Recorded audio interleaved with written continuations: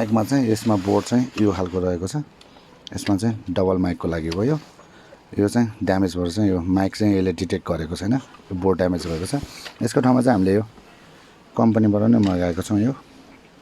same to same board हो यो हेर्न सकिन्छ यो कम्पनीबाट आएको नयाँ बोर्ड हो यो सेम टु सेम छ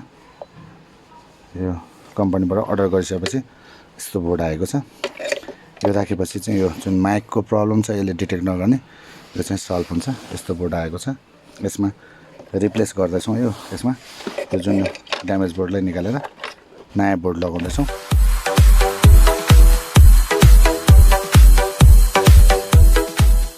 राखेपछि यसको सल्भ भयो यो चाहिँ ड्यामेज यो जुन पुरानो चाहिँ ड्यामेज अब यसमा यो नयाँ राख्नेवाला छु W किङको T9